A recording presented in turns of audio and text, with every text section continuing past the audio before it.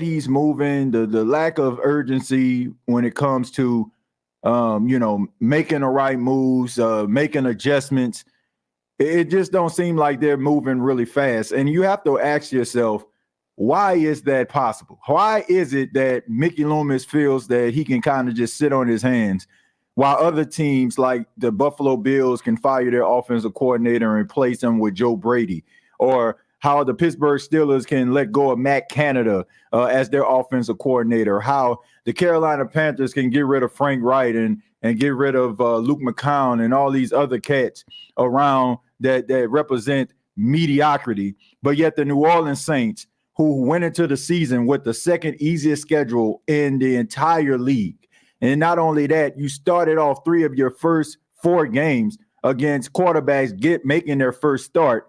The first quarterback that you played against isn't even a starting quarterback of his own team. And not to mention the quarterbacks that you were supposed to play, like Justin Fields, like Kirk Cousins, like Anthony Richardson, weren't even a part of the lineup. And yet the New Orleans Saints struggled to neutralize the most mediocre second-string quarterback.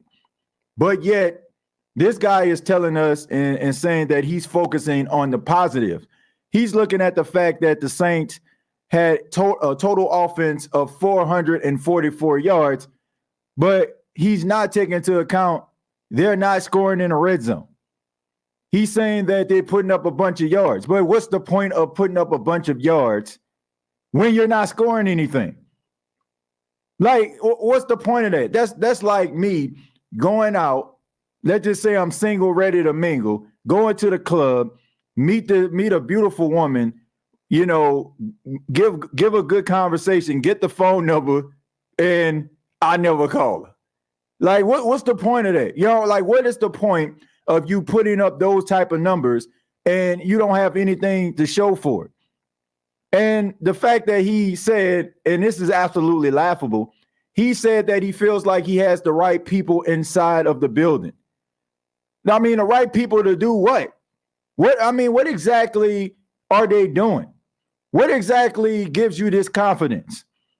The fact that I just mentioned that your team is 5-6 with the second easiest schedule in the National Football League and going up against mostly backup quarterbacks and quarterbacks that are getting their first start. But yet there's this level of optimism. And this is the problem that I have with people in these type of positions. Their ego is so huge. It is so enormous that they can't even see the forest through the trees. They are so enamored by their own reflections in the mirror that they're not looking at everything around them.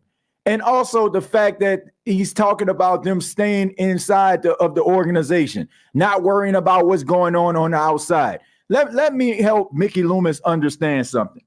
The people that are on the outside are the individuals that are paying for the product that you're trying to put on the field. You're not going to generate any type of revenue if people don't show up to the games, if they're not putting their money toward jerseys and ticket sales. So you may not be concerned about what's going on the outside, but you should be. And that's the problem with people. They close themselves off from society. They don't even realize what the hell is going on. Mickey Loomis does not know what's going on, and he has to be absolutely delusional if he is looking at this football team and thinks that this resembles success. Maybe it will resemble success if they had leadership to be able to bring that success out of them.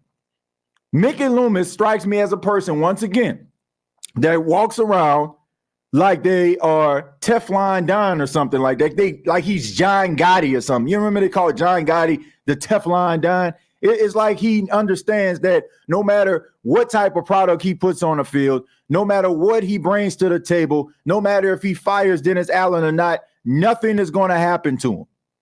And this is the problem that is going on with the New Orleans Saints. Too much complacency. Too many guys that are taking victory laps for something that happened almost 15 years ago. And Mickey Loomis seems to be taking that victory lap. Mickey Loomis strikes me as the David Ruffin type guy. Like, you know what I'm saying? Like all of a sudden, just because you led My Girl and it was a #1 hit, now all of a sudden, like you are the is all and the be all. This is a guy that needs to understand that if he does not do the right thing at the end of the season, he is going to lose the New Orleans Saints fan base for the most part. People are not going to be investing their hard-earned money into somebody or something that is not worth their time. And if you're conceding that you're okay with mediocrity, because this is where we are, it is straight up 100% mediocrity. And if you're using these last 6 games to justify Dennis Allen as your head coach, then in my opinion, Mickey Loomis needs to be going too, because you cannot get out of your own way and your ego is blocking the way of prosperity. Like, you cannot look at this football team and say that this is the best that you have to offer. I don't care if they are putting up 400 yards. You're not producing anything. And this is the problem. This is the issues that I'm having with individuals using stats to try to justify every situation. I have been saying this for a while now.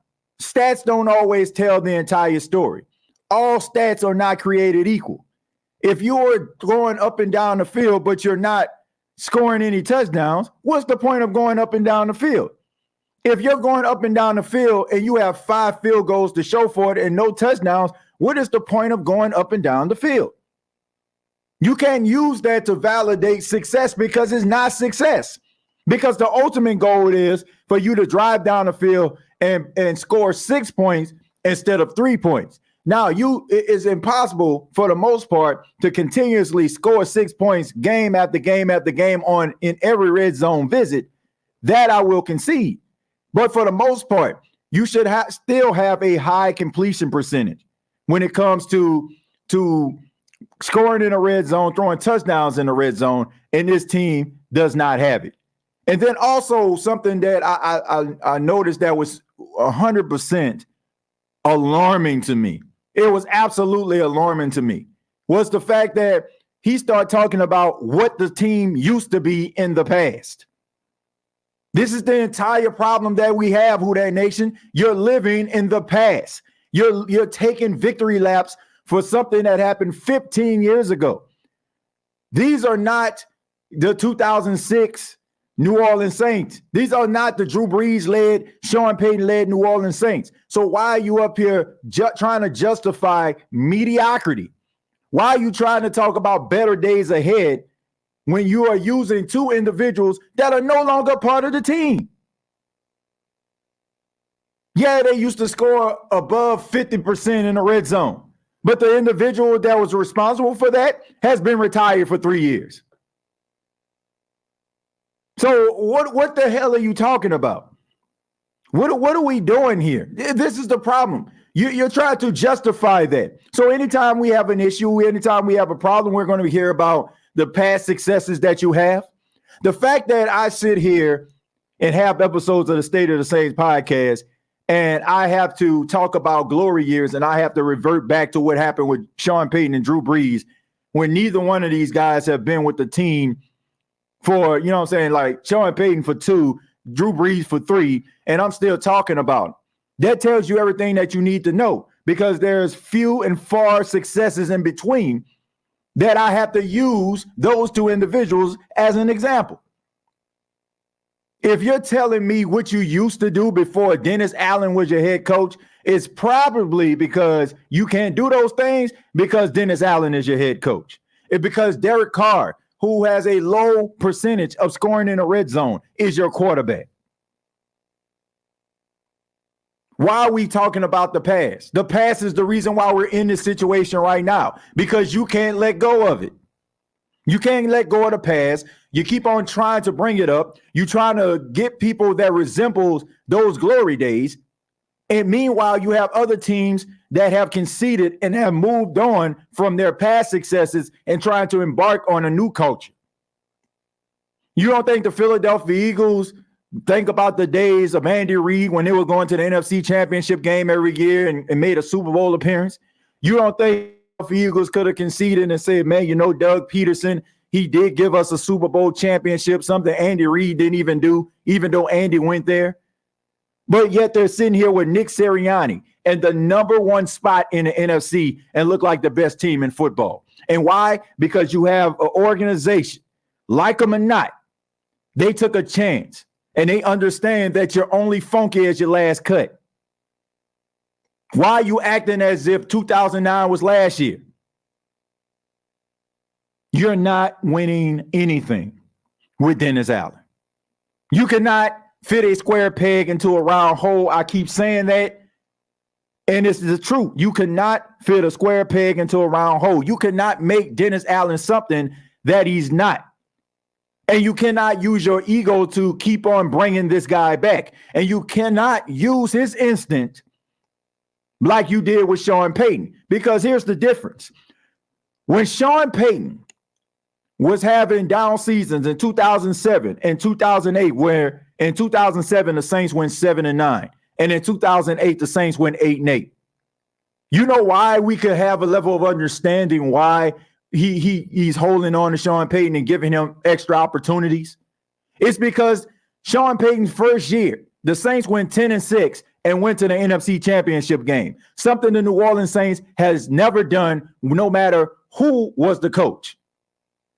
So as a fan, as an onlooker, if they have a 7-9 season the following year, an 8-8 season the next year, you know that there are positive things ahead because this coach has shown you that he can have levels of success.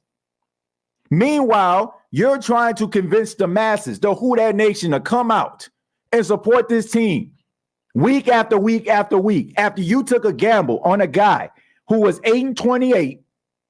When you signed him as a head coach, you told us that the reason why he wasn't successful was because of the organization that he came from. And now you're giving him an opportunity in 2 seasons. And he's showing the same exact thing that he showed when he was the head coach of the Raiders: ineptitude and up and down football play. And he's also showing that more times than not, the decisions that he makes ends up blowing up in his face. So why should we as fans, as onlookers, as reporters, as, you know, people that follow this team, why should we sit up here and take your word for a guy who has shown throughout his coaching life that he cannot win football games consistently and he cannot lead guys to victory and put them in a best position to succeed on a game-by-game basis? Somebody help me make that make sense. Now, you can sit up here, Dennis Allen and Mickey Loomis. I'm going to say Mickey Loomis in particular. You can sit up here, Mickey Loomis, and think that people just love the New Orleans Saints so much that they're willing to be delusional with you and go to the Superdome and yell to the top of their lungs and try to receive this false hope that you're giving us. You can believe that if you want to, but I can tell you right now, I always say this on this show. New Orleans Saints fans, people in New Orleans, are loyal to the people that are loyal to them. If you show loyalty and love to New Orleans, it will show loyalty and love to you back. You can do something 30 years ago that means something to the city of New Orleans. You can touch down in that city as an old man. Somebody gonna remember that and give you a free plate of food because that's how much appreciation they have for you. But when you show that you're disloyal, when you show that you don't care, when you feel like you can take advantage of the people of New Orleans and Saints fans everywhere, guess what? That is going to come and blow up in your face. And for all those people out there that try to bombard my social media handle, TJAY Jones 8, by the way, on X, also formerly known as Twitter. For those that are talking about, well, the players in the locker room, they don't have a problem. Yeah, you need to.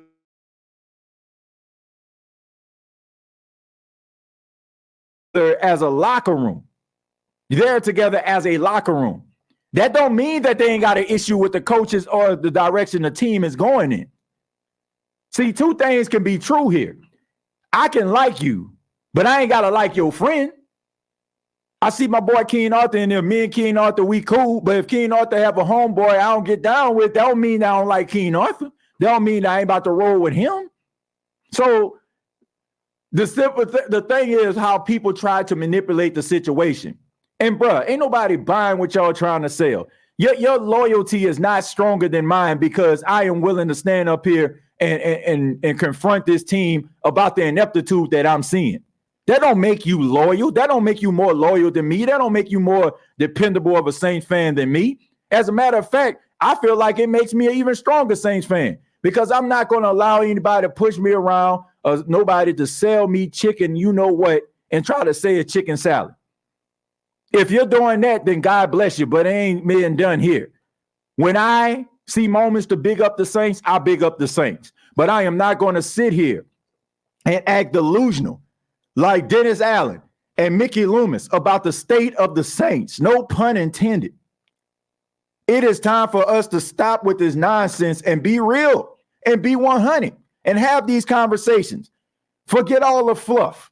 Forget all the soft talk. Forget all of the light questions. Forget all this stuff. And we need to be asking the questions, why is it that this guy, Dennis Allen, cannot win no matter the circumstances? Rather, you give him the opportunity to recreate his own circumstance, or the fact that he can't win even if he can't win when the odds are stacked against him. He can't find a way to get out of it, and he can't win when everything is going your way.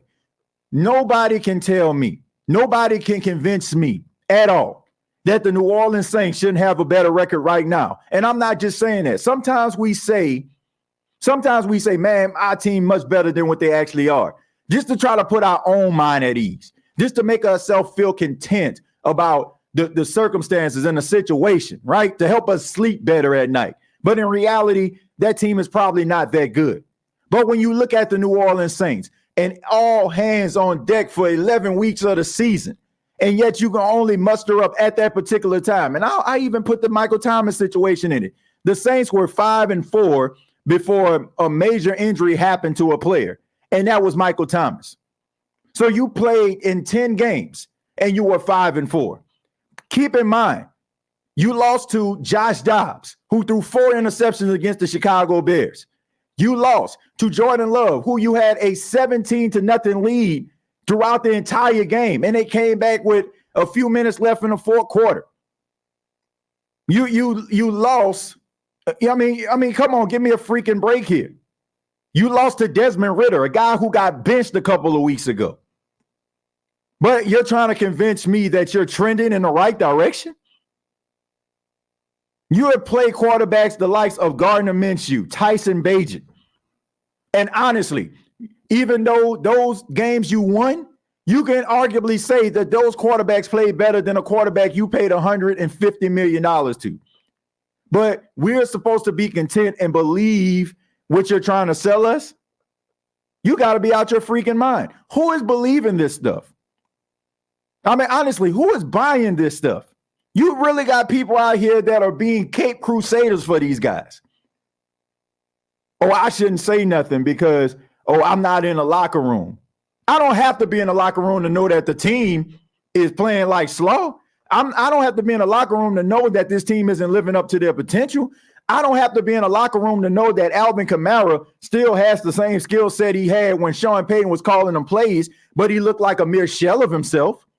I'm not being delusional when I know that a guy with a skill set like Chris Olave has the tendency to be one of the best wide receivers in the league if he had a better coach. I don't have to be in the locker room to know that you have a running back that led the NFL in rushing touchdowns last season and has yet to record a touchdown or even really for the majority take snaps inside of the red zone. I don't have to be inside of the locker room to know that you have a 6'7", 265-pound tight end who has been a red zone threat throughout his entire NFL career and has been a healthy scratch, even though you have struggled to put points in the red zone. And as a matter of fact, the last time if I can remember correctly, the last time he actually started in the game or played in a game, he scored a freaking touchdown in the red zone. I don't have to be in the locker room for that. I don't have to sit around here and be a listening ear inside the locker room to know what a winning product look like. I will concede. Do I know the ins and outs and the day-to-day operations of an NFL team like Mickey Loomis or Dennis Allen? No, I don't. But I can tell you this.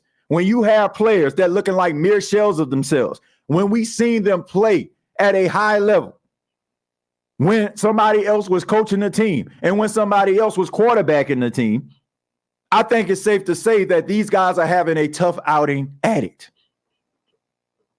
And it's time for us to stop being, the key word of the day, delusional when it comes to this football team. And I will not stop banging the drum until change is actually made. Like, I don't like talking about my favorite football team like this.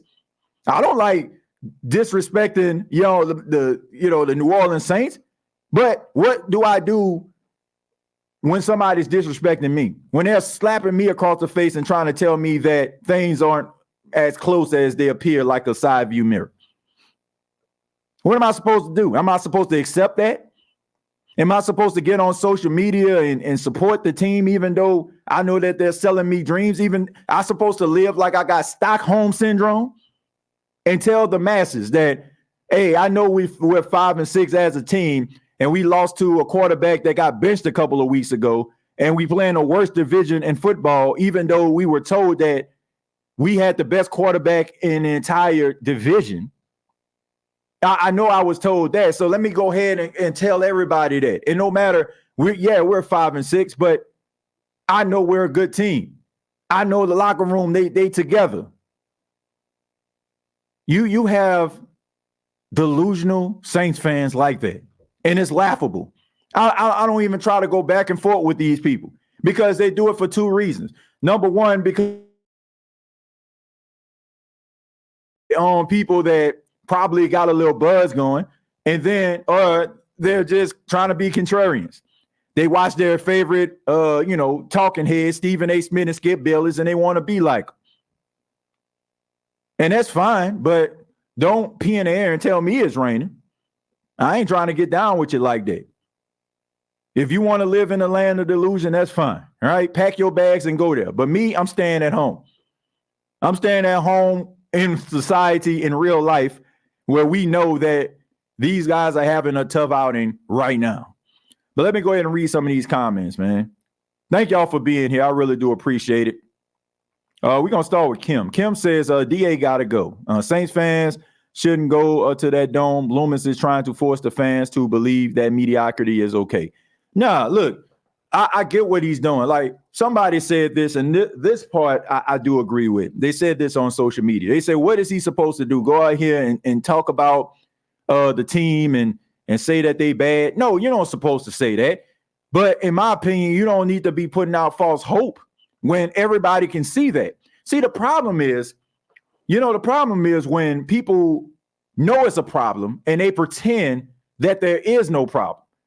I think if people listen to Mickey Loomis and he says something on the lines of, well, you know what? I mean, the team isn't what we wanted it to be. You know, when we started the season, we thought that things were going to be in our favor. We having a few little setbacks right now.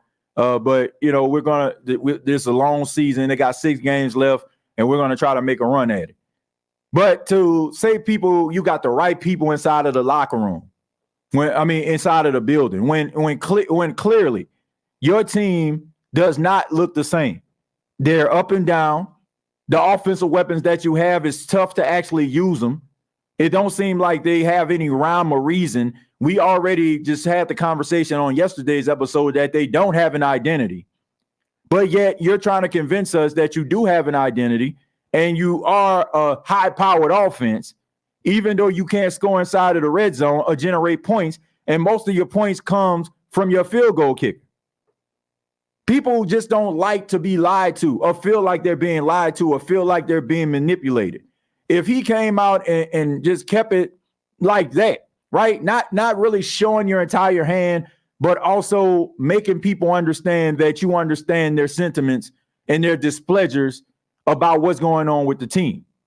But to make it, but to say like I really believe in my heart we got the right people in the building after you're 5-6 with the second easiest schedule in the National Football League and went up against countless backup quarterbacks and guys starting in their first year, lighting up the quarterback you spent $150 million for.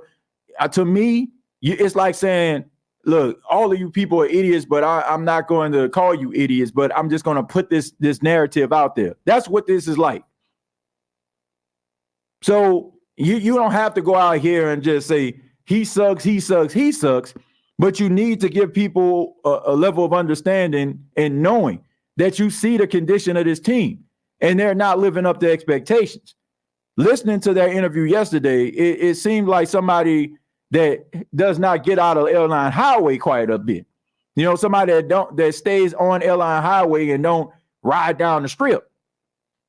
They don't stop at the gas station across the street where, you know, they really be having them conversations at. So that's my thing. You cannot alienate a fan base and think that people are just going to accept that. Now, once again, you have people that are going to accept it because they feel like their allegiance and love for the team is tied to them not saying anything or them going after other Saints fans and telling them that they're not real Saints fans, which I feel like, to me, that's laughable, because most of the people that probably saying that kind of stuff, if you probably asked them about what happened before Drew Brees and Sean Payton showed up, probably couldn't even tell you.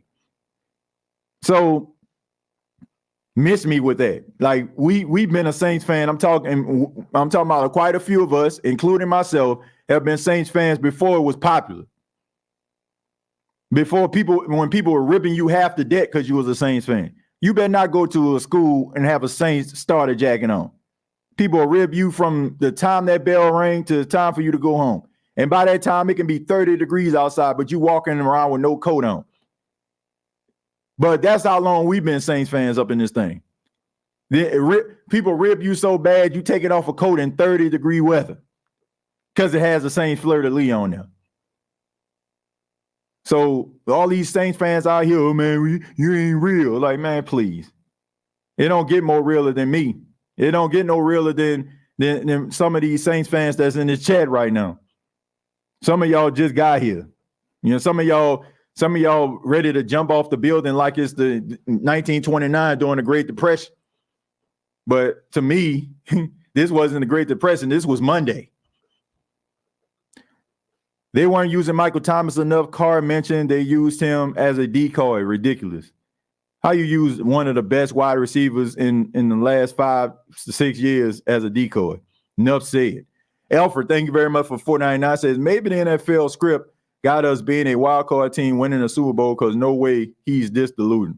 Well, if that's the case, then, you know, I'll be happy in that regard. But this got to be a script. I mean, he got to be acting. I mean, if he thinks that we believe that they got the right people in the building as a staff, organization, and crew.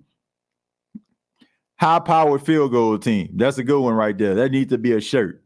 Somebody need to go ahead and make that shirt. High-powered field goal team. That boy Jake gave, I'm that touchdown, LOL. Bronx is laughing. You put up. Now, I don't care how many points you put up. Like, all stats are not created equal. I keep telling people that. You can't just use stats to justify every situation, because sometimes it don't always tell the whole story. In some cases, it does when a person is playing extremely well and there are different nuances to it. But sometimes these guys are getting these big yards when it's garbage time because they play like sloth for 3 quarters. I told y'all from the jump, and people thought I was being too stern, but here we go. Yeah, I mean, look, a lot of people said that at the beginning, but I will say this. You know, some of people were ahead of the curve, but sometimes you have to have things play out. I'm not one of them people. Like, if I say I'm going to give it a chance, I'll give it a chance. And when they decided that they were going to retain Dennis Allen for another year, I was like, okay, let's see where this thing goes. Because at this point, just saying he sucks is pointless, and you're only getting yourself all riled up before the season actually starts. So for me, you know, it's pointless. But now that we have a large enough sample size, look, I'm in there with you. I mean, I'm in a party with you. You may have came there, put the streamers up, blew up all the balloons, and you know what I'm saying, and let the DJ in. But I'm in the party right now, you know what I'm saying, and I'm getting my boogie on right along with you. Let's see. I'd rather go back with the offensive-minded coach under Payton. We might not had a great D, but we could score on anyone. I agree with that. I think the offensive-minded coaches do better as head coaches in the NFL. I mean, the modern-day NFL, because number one, the rules are pretty much skewed towards the offense anyway. And if you can devise a really good game plan, game in, game out, you're going to win a lot of football games. Let's see. I don't care if the offense is in the top 10, you're losing. It don't matter if you get 1,000 yards a game and make 100 red zone trips. When you don't win the game, it does not matter. Wake the hell up. Exactly. It don't matter what you do. Well, I mean, if it don't result in a win, then it's pointless, right? I mean, yeah, it goes towards your stat line and all that kind of stuff, but nobody cares at the end of the day. If that was the case, then Drew Brees would have been admired way more than he was. I mean, Drew Brees put up like astronomical numbers, right? But he couldn't even be a part of the 100-year team. But if they would have won consistently, went to the playoffs, and maybe had another Super Bowl appearance or two, he would have been undeniable. So, man, it don't really matter. I mean, winning is the key. Stats can kind of get you in a room, but wins keep you there. I like that. Stats will get you in a room, but winning keeps you in there. I like that. But anyway, let's see. Matt Moscona went unleashed after the Saints game on Sunday. Yeah, man, Matt Moscona. Shouts out to my guy, man. Hilarious guy. I always tell people, man, Matt Moscona is one of my favorite radio personalities, period. Like, not just talking Saints, but period. Like, the guy is just amazing, you know, as a storyteller. And he has just mastered like that conversational type radio that I try to aspire to do. Right? It sounds like he's in a room with you talking. And, you know, I can say he's really, really good at his job, man. And not to mention, like, he's a hell of a human being in real life, too. Good dude, man. Let's see. Carr was never held accountable because everyone thought the organization, meaning the Raiders, were dysfunctional, but it's actually Carr. Well, the word dysfunctional in Raiders kind of seems to be the thing when it comes to the Saints. Dysfunctional, it was the reason why Dennis Allen is here. He didn't get a fair shake.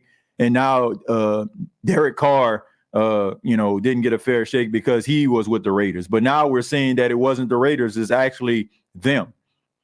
And there's no more protecting. There's no more protection that can kind of shield these guys. What leg do they have to stand on now? You no longer play for the organization that supposedly handicapped you, and you still look like slow. And in some cases, you look even worse. So there you go. March 6th, we signed Carr. He was about to go into December. TJ, we are asking too much from the Saints to win 5 games and still go to the playoffs and win versus a top NFC team. Let's just start over for next season. Look, I'm not asking much at all because I don't expect much. Like, I don't expect much out of the New Orleans Saints. I don't know why anybody would expect anything out of the New Orleans Saints right now. They're a train wreck. They're an embarrassment right now. The way that they have all that talent, but they can't even get the best out of that talent. Like, the Saints right now should have at least about 8 wins. At least 8 wins.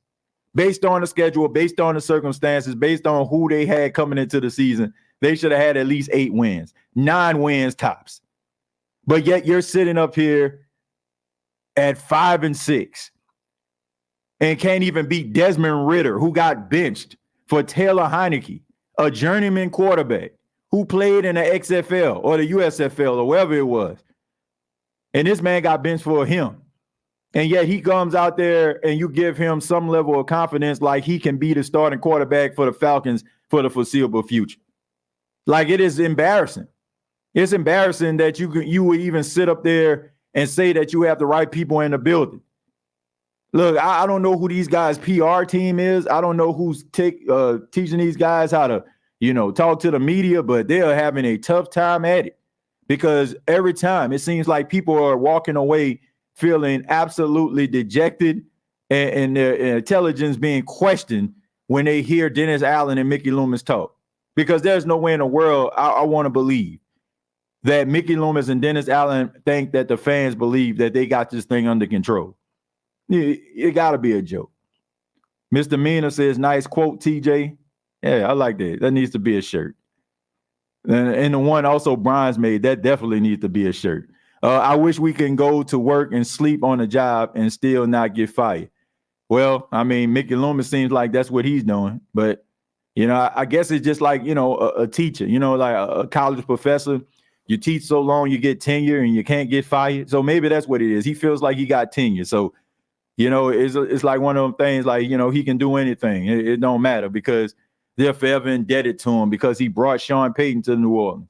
Like, man, come on, man. How long you going to be living on my girl?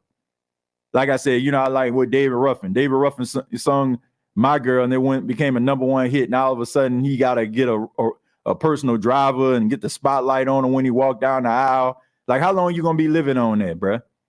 For real. Like, give me a freaking break, man. Like, you can't just live on 2009 and say I brought in Sean Payton. Yeah, Sean Payton is the greatest coach the New Orleans Saints ever had, but he's no longer here. And it's also just showing you that it was more, unless you just start winning consistently, you're showing that it was more Sean Payton than you. So you basically rode the coattails of Sean Payton. Because you're showing right now, after 2 seasons without Sean, and I guess you can count the season that they didn't have Sean during the Bounty Gate scandal, that you can't win without him. So there you go. Maybe he's trying to prove to himself that it was more him than Sean, or he needs some credit too.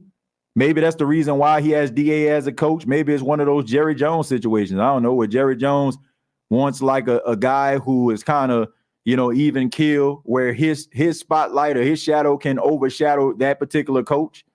Maybe that was the issues that Jimmy Johnson and Jerry Jones had. Maybe that's something that Mickey felt. I don't know.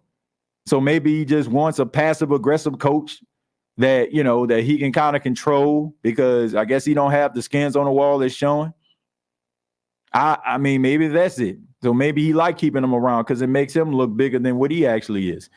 This was a rivalry week, and I have a real problem with Carr chatting and smiling with Bates after a pick six. Carr doesn't understand that's not how we get down against the Falcons. Look, Kim, it ain't even about that. It's just the fact that all that is just straight sucker behavior, in my opinion.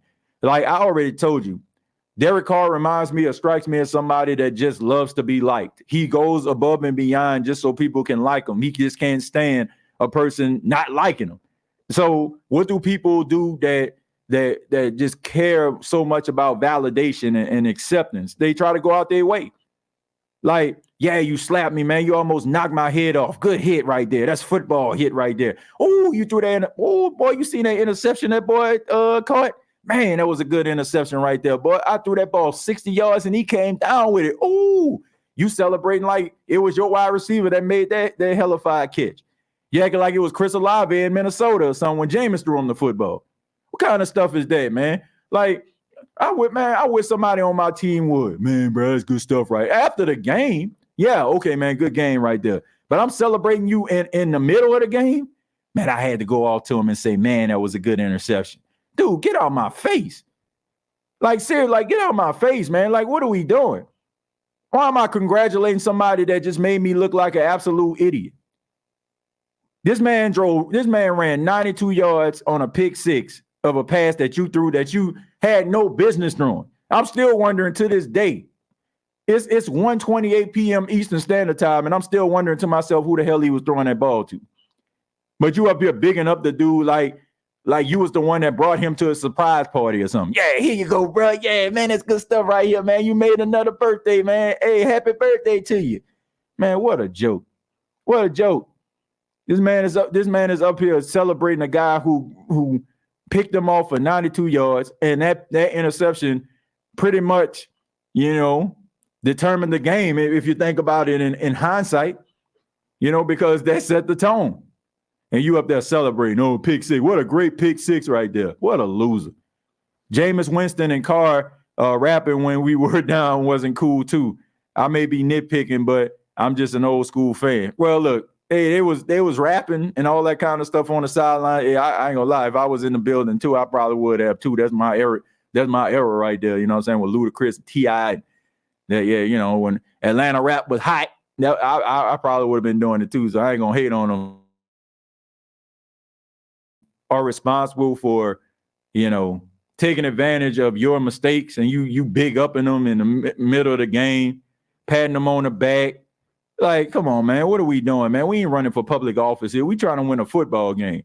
That's why I'm saying, man, what a Rough Riders at? What a dogs at? Like, man, I ain't trying to help you up. I ain't trying to be your friend. I ain't trying to talk to you. I'm about to give you this work if you're a cornerback and I'm a receiver. I'm trying to knock your head off if I'm trying to block up the field. I don't want to be your friend. We can talk all day and night after the game over, but I'm not your friend. But this man up here trying to politic like he about to run for governor or city council or something like that. Like, what are you doing, dude? Like, what are you doing? What Dave Chappelle said, what are you doing, bro? What are you doing? TJ, you think the Boo Birds coming out if they go 3-0 in the Dome Sunday? I think the crowd will start booing. Oh, yeah. They was booing in the Jacksonville game. If y'all remember, they was booing in the Jacksonville game. So, yeah. Man, these people are over it. Like, Saints fans are over it. Some Saints fans have never really experienced what they're experiencing right now. They over it. Let's see. I want them to be like Lattimore does. Yeah, man, that's pretty much. The Saints are like if you drive up to Popeyes and they say they don't have any chicken, right? I mean, they don't have chicken quite a bit. T.I. fighting his son was better than DC stats. I mean, look, T.I. getting disrespectful with his son for being disrespectful with him. Why are you sitting up there big up in the guy that picked six you? You know? T.I. ready to go to war with his own son. You ain't ready to go to war with a rival. Give me a freaking break. Carr is a kind man. Look, I think that he's a nice person, but I also just think that he does a little bit extra. Like I just feel like he just loves acceptance. He wants everybody to like him, but that's just not how the world works. You're gonna make enemies along the way. They're gonna have people that don't like you. That's just what it is. That's not an indictment on you. You know, if everybody's just not going to like you. I'm pretty sure there's a lot of people that don't like me. I don't care. I'm not trying to sit up here and dap them up and stuff like that. Like, you don't like me, it is what it is. You know, like I would like to know why if you know, if I can't change that, I can't change that. But I ain't about to be sitting up here sending you a card every birthday, texting you and telling you, hey, man, you okay? You okay? I'm sorry, man. I'm really sorry. Like, dear. Carr really is a kind man. Mickey, DA, and DC, 3 blind mice. You need to stop rolling with the high school playbook. Defenses know what's coming from us. Pass, Cabara run, bring out Taysom. No surprises at all. No innovation. No innovation. But Mickey sitting up there talking about what Drew Brees and Sean Payton did and what they used to look like then. Guess what? Neither one of those guys are walking through that door. So what are we doing? AK fed up with DA. I don't like him, and that's hard for me to say. I just want people that are serious about winning, and we don't have that. Look, I don't want to say I don't like Derek Carr. I don't know him. I don't know him.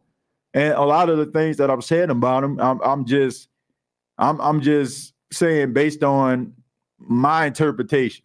I could be way out in left field, but I doubt it. I really do. I doubt it. I mean, that whole situation that happened with the Raiders. I mean, people are talking about, the Raiders sent them home. Okay.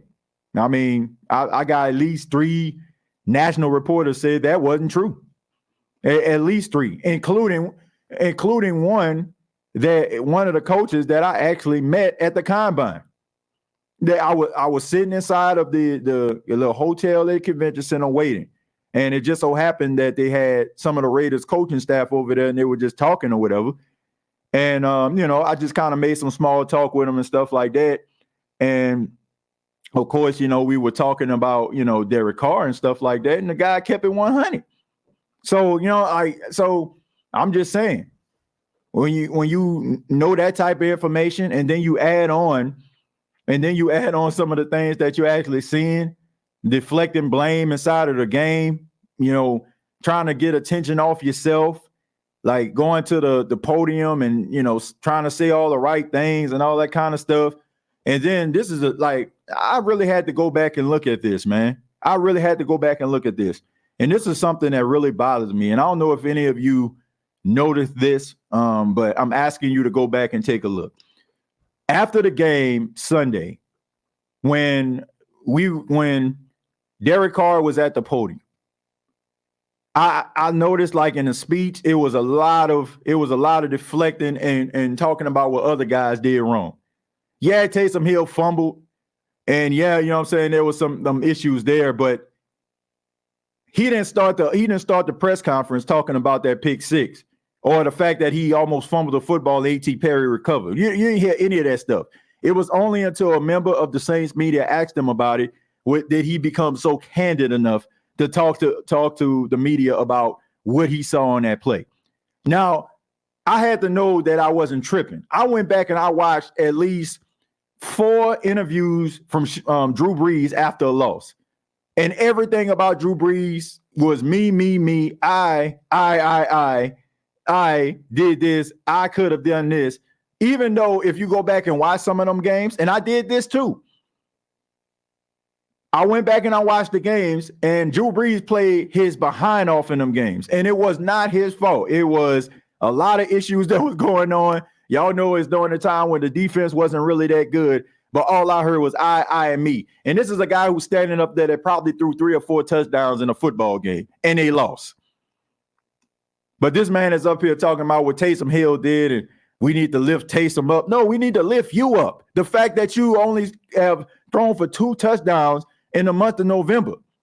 Meanwhile, and I'm going to continue to say this, Tommy DeVito, third-string quarterback starting out the season for the Giants, has thrown 7 touchdowns. 7 touchdowns in the month of November. He has thrown more touchdowns. This guy is sleeping on his mama's couch.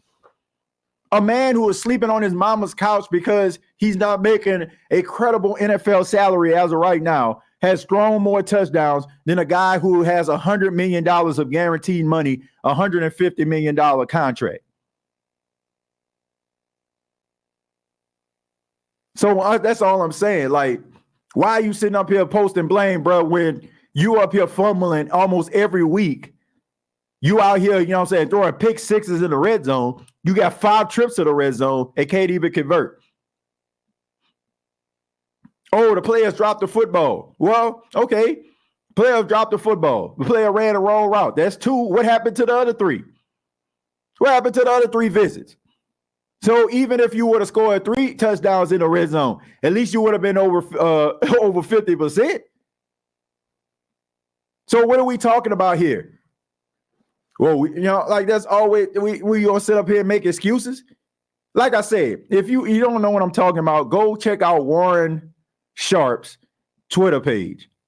And he has like maybe 14, 15 red zone visits for Derek Carr, and come out and go back and watch what he did in that. I mean, sometimes you got to look at it and say it's you. You may not want to admit it. You may not want to admit that it's you, but you have to admit in order for you to fix the problem. This is a joke. Everybody here knows it's a joke. Bro, I thought about it this morning too, LOL. Derek Carr is trash. I seen a stat from Juno Barnes' podcast that in the last 32 possessions, we only scored 3 touchdowns, and all were minus Carr. Yep. Jameis Winston and Taysom Hill. And I want to say Alvin Kamara, if I'm not mistaken. But it's like, yeah, bro, it ain't got nothing to do with you. Ain't got nothing to do with you. The success of this team has nothing to do with you. You know, the successes they have in the red zone. They have to find ways to be creative in the red zone because they don't have the confidence in you to be able to do it. Maybe they do have confidence in you, but you can't do it. Let me rephrase that. You can't do it consistently enough for people to get off your back. Now, I will say this. A lot of what I see the issues when it comes to Derek Carr does have a lot to do with the coaching staff. I can't say, oh, did some of these players look like a mere shell of themselves and not throwing Derek Carr. Now, if Derek Carr had a better coach, a guy who can see the field a little bit better than old Sneaky Pete, I'm not saying that he about to be league MVP, but I think that you'll probably get some better play out of him. But it's probably not going to, because he was never really that good to begin with. when you look at it, you realize he wasn't really that good. And you can also see why his stats look as if he is good. Like, he threw for 304 yards. So you throw for 300 yards, that's pretty impressive. But when you peel it back, you realize that they had 5 field goals and you didn't record a touchdown. But as time goes on, guess what? Those yards are going to be added to, to his career stats. So I can see why, like, some players, people be like, man, he threw for 40,000 yards. He threw for these many yards. And why is he in the Hall of Fame? Why is he even being considered? Because you ain't looking at it. Like, you basically looking at the end result, but you ain't looking at the entire story. It's like if you read like a novel, you reading a novel and you just scroll all the way to the back to the ending of the story. You don't know what the beginning was. You don't know how they got together. You don't know how he ended up fighting in a war. You don't know how he came back home. Only thing you know is they married and they got 3 kids. Like, you can't live like that. I mean, it's a lot of empty calories, a lot of empty calories, a lot of dinking and dunking, a lot of garbage time stuff, a lot of Fred Sanford going on, a lot of junkyard stats. Somebody need to cue up the Red Fox, Fred Sanford, Sanford and Son theme song, because that's what that is. Junk. Straight up junk, okay? At this point, I wonder if DA is telling Pete what to call in the red zone. I hate the bunch wide receiver formation that don't work in the offense. It probably would, Derek, if they actually had somebody creative calling it. Sounds like Dan Marino stats. I'm not gonna put Dan like that, because Dan Marino, number one, Dan Marino has been league MVP. Dan Marino was the first quarterback to throw for 5,000 yards. He was also he had a Super Bowl berth his first season with the Miami Dolphins, and he went on to continue to be one of the main reasons why they had any level of credibility whatsoever. They just never had a defense. I mean, you had like Mark Super Duper and Mark Clayton, the Marx brothers. You had Mercury Morris. You had like some talented guys offensively, but they just never were good defensively. Kind of like the San Diego Chargers when Don Coryell was their coach. There was a really good offense, but they couldn't stop anybody. And that's the reason why they kept losing to the Browns and kept on losing to the Bengals in the playoffs and all these other teams. So I'm not going to put Dan Marino in that category. No, sir. If the things were, if guys moved the way they did now, like they did in the 80s, Dan Marino probably would have had about 2-3 Super Bowls, because he would have ended up going somewhere else. Because we know that guys don't have the patience. Back in those days, guys were celebrated and looked at and highly regarded, and they didn't want to lose that. They can go to different places and stuff like that, be the toast of the town, no matter what the team looking like. But now, guys want to sit up there and grandstand and be champions and find ways to be champions, and they will align themselves with a bunch of other great players to try to, get that end result. So to me, if Dan Marino was playing in modern day NFL, he'll be one of the best quarterbacks in the game. He just played for a team that was more focused on offense and never put a defense together. Don Shula was a great offensive-minded coach, but he could never get a defense. I can't remember when the Miami Dolphins ever had a legit defense. Probably during the time when Zach Thomas was the linebacker, I guess. And even that, they used to wet the bed quite a bit. So I'm not gonna put him up there. Let's see. You have too good at some point to be washed. You have to be. Well, they have to be good at some point to be washed. Yeah. I mean, he had some solid seasons. I'm talking Derek Carr, but he hasn't been, top-notch type flight or anything like that. We all know that. But I want to say thank you all for checking out the State of the Saints podcast. Really do appreciate it. I hope everybody enjoys the show, man. I hope everybody enjoy it. I try to give my best to each and every one of you, man. Every show I do, man. Don't never try to phone it in. And thank you all for never phoning it in on me. Shouts out to the chat that makes the show what it is. Shouts out to everybody listening. Like, no matter if you never commented in the chat, but you support the show from afar, thank you so much. The show is really growing, and I'm really happy and excited about it. I'm happy to announce for the month of December, I just reached a deal with Bleacher Report, which I'm extremely happy about. For the month of December, I will be covering Saints football on Bleacher Report. And I owe each and every one of you a lot of love and respect for that, because, you know, the few streams that I've done on Bleacher Report were kind of like test trials, and it was supposed to be like a one-time thing. And, you know, every since I did the first one, they've been asking me to come back, and it has a lot to do with each and every one of you supporting me. So thank you all so much for that. Never, you know, once again, never gonna phone it in. The month of December, win, lose, or draw, we're gonna be talking about the New Orleans Saints. And win, lose, or draw, we're gonna be talking about the New Orleans Saints here on the State of the Saints podcast. You can check out previous episodes available on Apple Podcasts, Spotify, iHeartRadio, Anchor FM. You can follow me on X, formerly known as Twitter. And also you can download the HNSN app. That's HNSN Podcasting Network. Every Wednesday is a new episode of the State of the Saints podcast. There was a new episode that just came out today.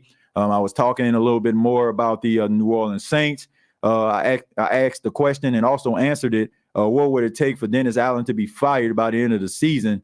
We got that and a lot more. So make sure that you download the HNSN app and check out the episode. Have a good morning, noon, night, whenever you're checking out this podcast. And like always, all I got to say is, who dat? Hey, don't let these tears fool you. It's all dog around this mug. I'm good.